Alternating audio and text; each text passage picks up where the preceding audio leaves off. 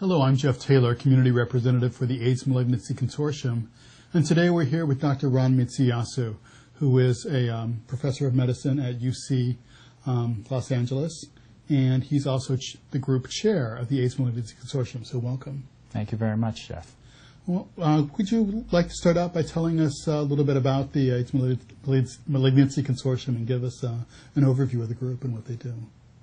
Yeah, the AMC has actually been around for about 16 years now. And we started out as a U.S. domestic National Cancer Institute-supported clinical trials group. So we conducted studies to try to optimize treatment for cancers that we saw in the setting of AIDS, which was a big problem at the beginning of the AIDS epidemic and then has become less of an issue as new antiviral therapies came on board. However, cancers never did go away, despite these better anti-HIV therapies.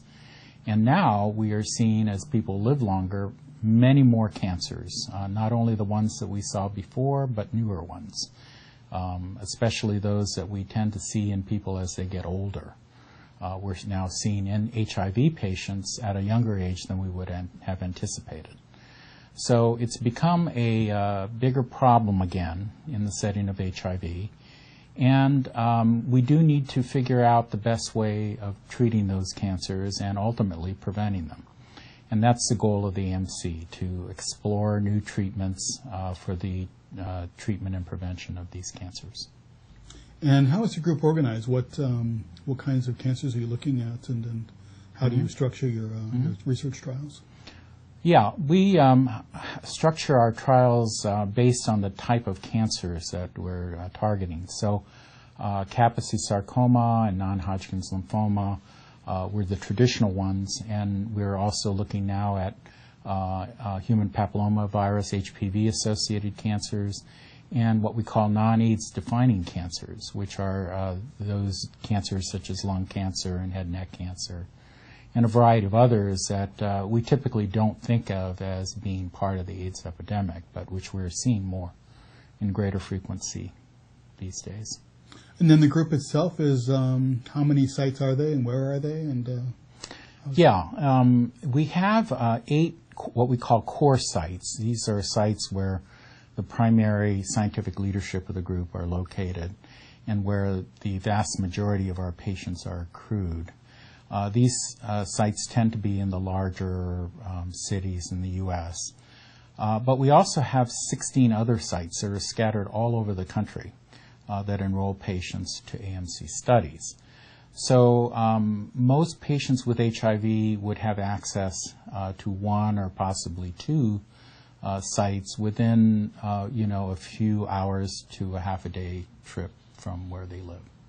And all those sites are listed on the website in case they are look them up. Yes, they're listed on the website, and one can contact either those sites directly or the AMC operations office, which is located at MS. You can go to the website www.aidscancer.org or aidscancer.net and find the listing there. So obviously the landscape of HIV has changed, and as treatment is more available in the rest of the world where the epidemic is at its worst, especially in Africa, what is the AMC doing to kind of address AIDS-related cancers in those areas now that people have the luxury of dealing with that? Yes, well, AIDS and cancer has always been a problem, in Africa particularly, but across the world. And it has become a bigger part of the epidemic, especially in Africa, even with the new antiviral therapies. And so we have always had an interest in trying to do work there. Now with some support from the National Cancer Institute, we are actually setting up international core research sites of the AMC in a few countries in Africa, with the hope that ultimately we will be able to expand to a larger number of sites, not only in Africa, but in South America and India and Southeast Asia as well. But we're starting out with just 4 sites. These sites will accrue patients primarily to Kaposi sarcoma, lymphoma, and cervical cancer trials, which are the three big cancers that we see in resource-limited settings. And we will work with those investigators to develop studies that are meaningful, relevant, and practical for those sites. We realize that not everything that we can do here in the U.S. would be practical in those countries, and so we need to tailor our studies based on their needs.